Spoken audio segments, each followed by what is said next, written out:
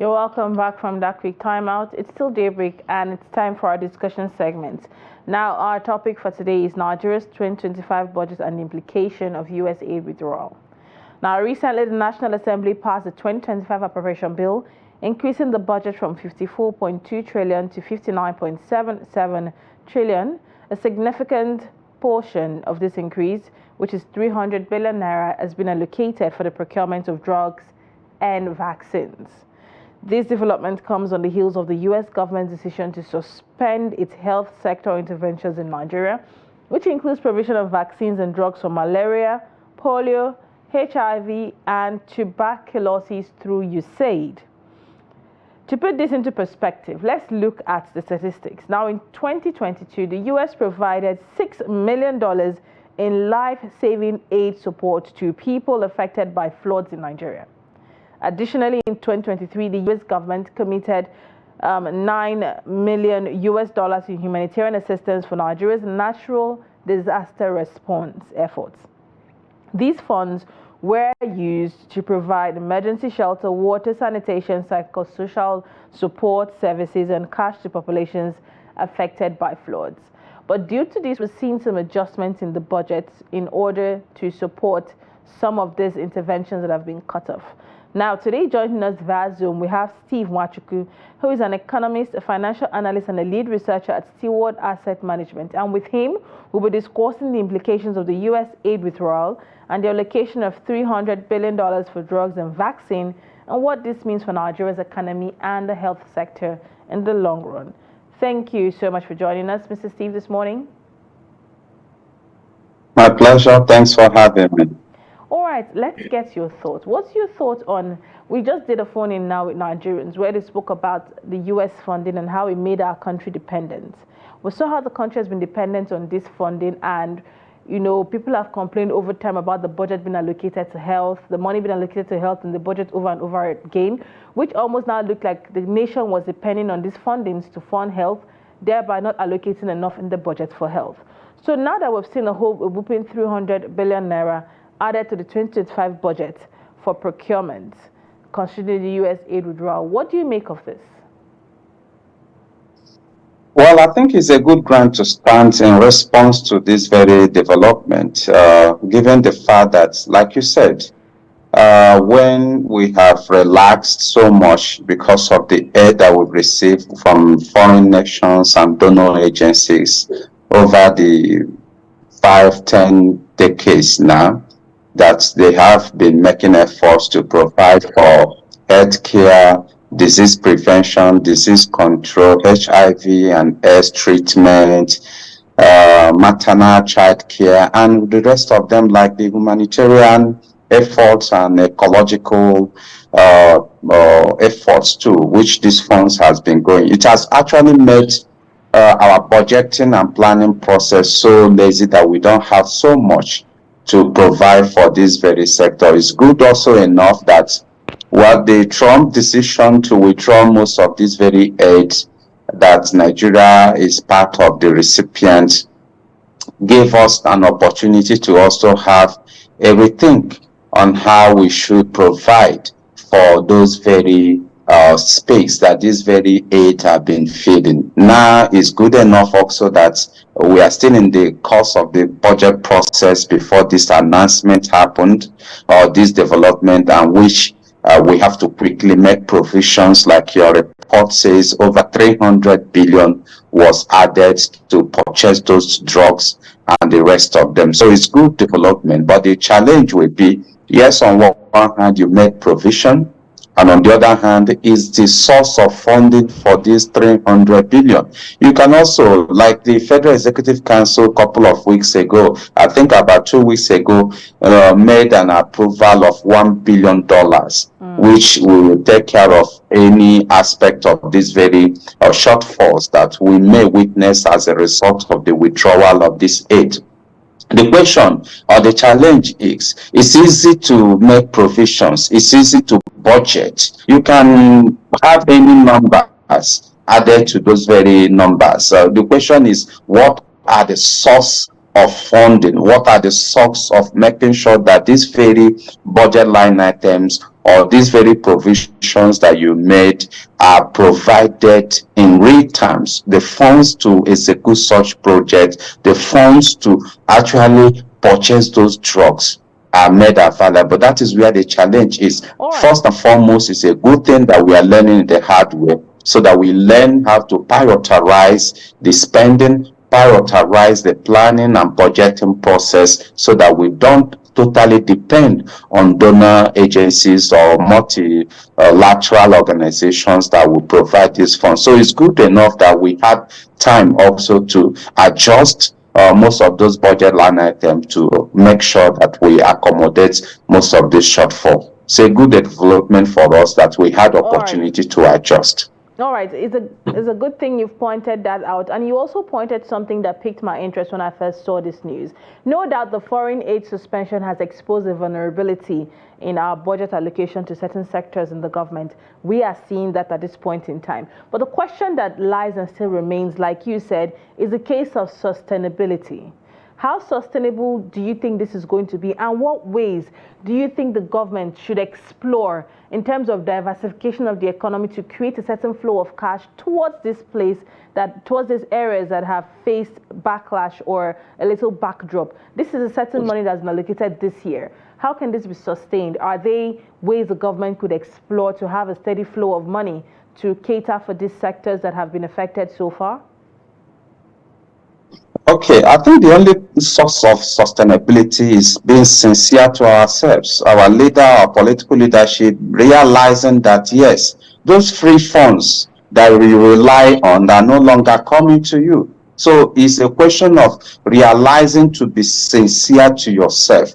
There are a lot of frivolosities, there are a lot of overspendings, and some of the budget line items that ought not to be in existence. So these are sources to actually raise funds to sustain the project or sustain this very funding for these very areas that these funds has been withdrawn or been suspended. So I think that's the only thing. Inward looking, making sure you cut off all these frivolosities, all these over padding and the rest of them in the budget line item, that we have seen a lot of wastages, a lot of corrupt practices. So if we can cut off those areas, yes, we can actually have enough funds to sustain the funding in the healthcare to take care of these very issues around disease control, HIV and AIDS, drugs, maternal and child care programs that make sure that the child death ratio actually is curtailed, because I think around 4 in every 10 child cannot make it to his fifth birthday. So these are the areas these funds have been making sure they take care of: the issue of immunization, polio, and the rest related, and which we have neglected this very funding because it comes at a free to us, and we have not made cogent budget provisions to make sure that these are curtailed, that we take care of this very issue ourselves, than relying on these donor agencies or donor nations to make sure that this is sustained. So we can sustain it if we can only be sincere to ourselves and look inwards and make sure that adequate provisions are made and funding is actually backed up with the provision. So it can be sustained only if we are sincere to ourselves. Go back to those budget process. Make sure that you prioritize these issues. As we speak, our funding to our healthcare is still less than 5%, while the world standard is around 12 to 15%. We are still below 5%. So we need to improve in that. The budgeting process is the only way we can sustain it, making sure that you make adequate provisions and also backed with a good source of funding is priority first. All right, thank you very much, Mr. Steve, for that. Now, seeing that this amount has been allocated to health, the whooping amount of 300 million naira for drug procurement, how would this affect other sectors? Do you see this affecting other sectors? I believe that before they could come up with that very 300 billion, or $1 billion equivalent of such interventions that will cover such intervention withdrawals. I believe that there must have been a multi-ministerial approach to it, whereby the Ministry of Finance, the coordinating minister of the economy, and the rest of the affecting agencies and ministries will come together and see the areas where it has affected them, and these very funds well channeled. So definitely there are areas also, I'm very sure, which this very multi-ministerial committee will look at and say, okay, we intended to do a 10-kilometer road, now we are going to do 9-kilometer road. The 1-kilometer fund from that can be channeled to this, to make sure that this provision of 300 billions are funded. Okay, we intended to build this very project, let's reduce the cost, or let's reduce the number of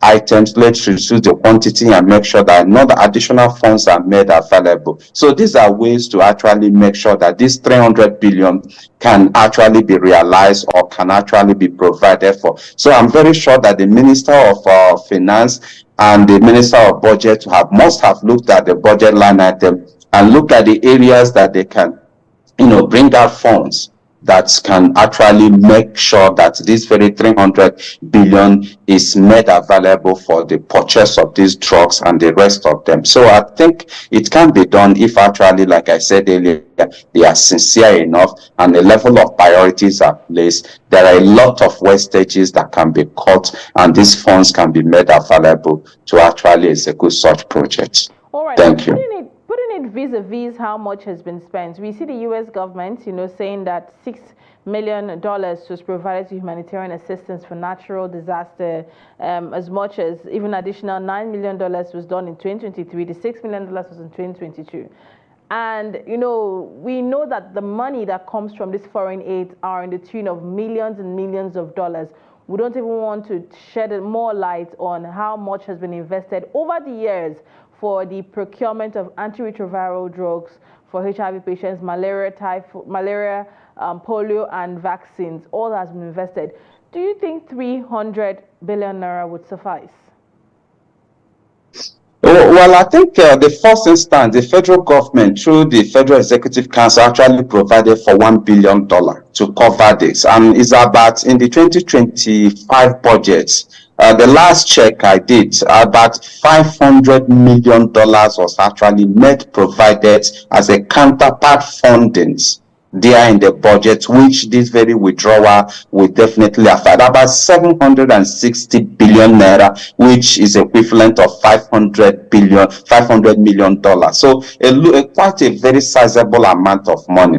Like I said again, the 300 billion is just to augment, because it's more like a sudden event, a shock to most of the receiving countries, like in Africa, most of those areas that these interventions will actually cover up. Like you talked about the humanitarian and disaster management, natural disaster management. We also have other existing funds like ecological fund that can also be, step up. The problem is that most often that these very funds that you've mentioned the last 2, 3, 4, 5 years have been expended to us and the rest of the African countries are most often ended up in corrupt practices. None of these very funds actually achieve their aims. In fact, some certain research says less than 25% of this money was actually impactful in the environment, in the lives of Nigerians and the rest of the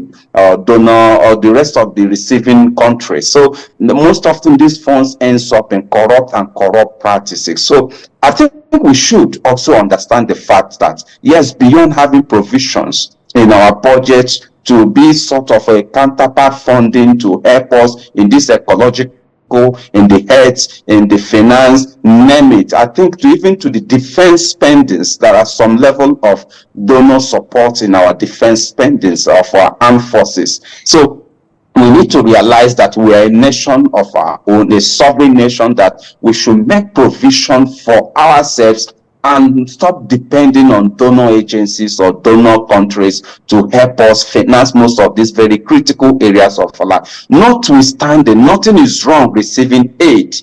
from such institutions. Nothing is wrong from receiving aid from such international donor agencies, but we need to start realizing that we live for ourselves and we work for ourselves, and we should care for ourselves and make adequate provisions to care for the population and the citizenry, not depending on the foreign donors or foreign agencies that actually come with this. Just like we received this as a shock, the posture and the person of Donald Trump, he has decided to withdraw these very gifts or goodwills that they have been doing to some African nations and the rest of the world, and which definitely will affect some of us, most of the African countries, in their spending capacity, because it came as like a shock, and a lot of hospitals, a lot of these very areas these funds are provided will be shut down.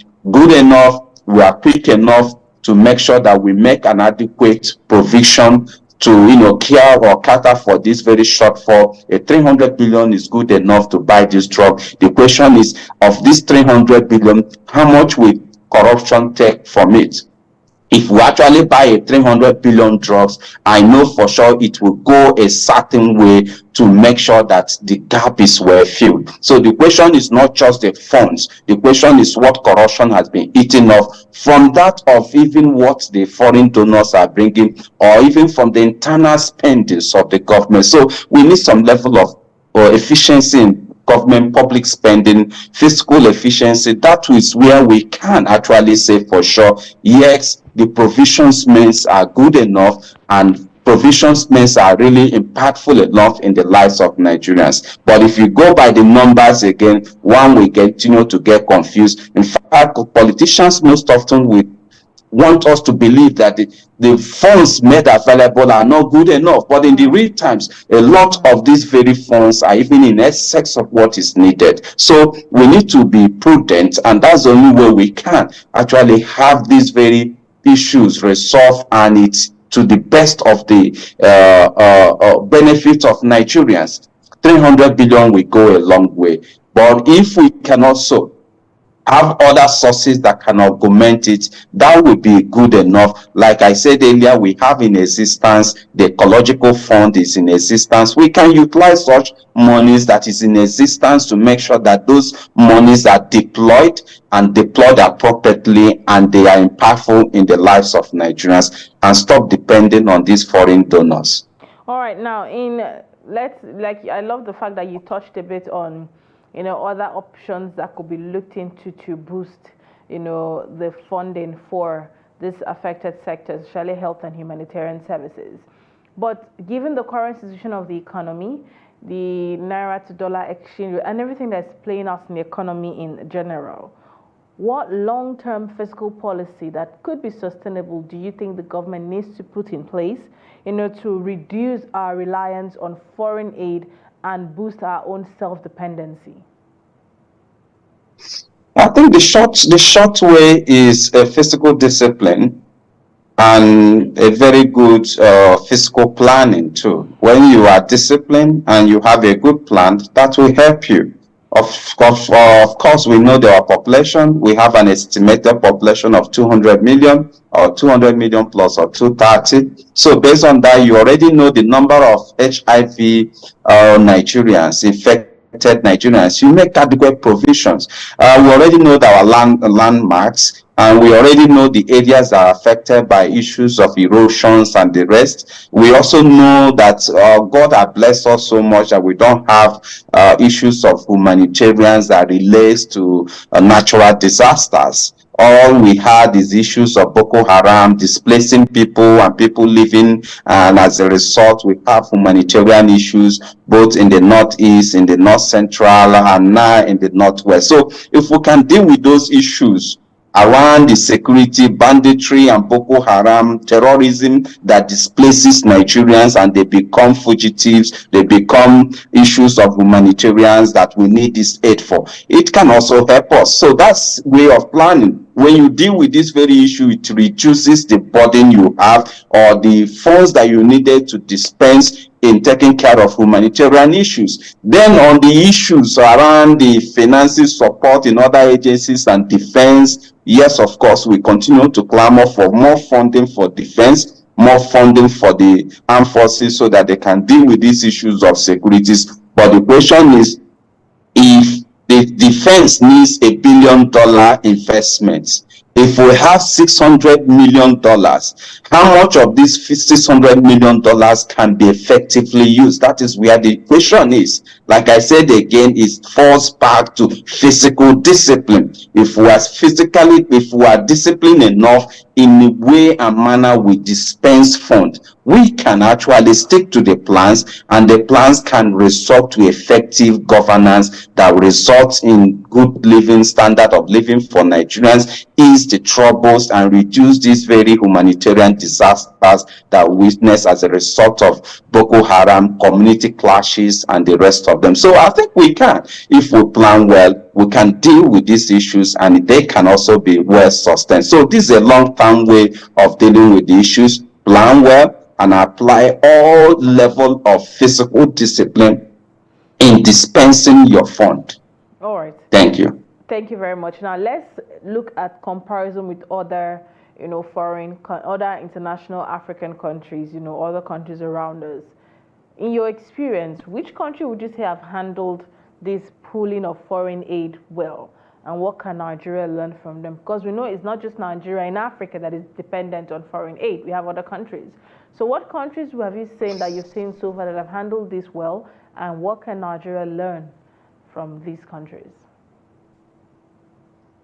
I think Rwanda is a very good example. Rwanda has actually managed a lot of these very issues related to fundings and donor-related funds. Rwanda has been a good example in that case, and that's if you visit Rwanda, you can actually see for yourself what most of these funds are well channeled in dealing with the issues or de-escalating most of the issues. So it's a question of physical discipline. Is a question of characters and characters of such political leadership or such individuals who are in position to manage these funds. So corruption has been an issue, and a good number of countries has actually made good use of the funds provided for them, and some of them can live to attest that yes, of course, these funds are well utilized. But in the case of Nigeria, like you said, comparison with Rwanda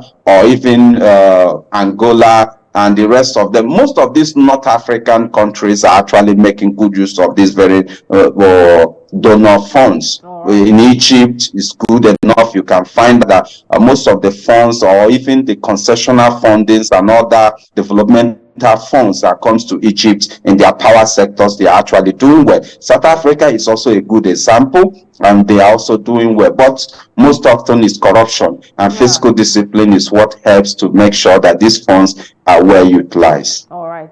Thank you very much, Steve Nwachuku, there for joining us this morning, to give a proper insight, and we really do appreciate your contribution. We hope our listeners have picked something from this conversation this morning.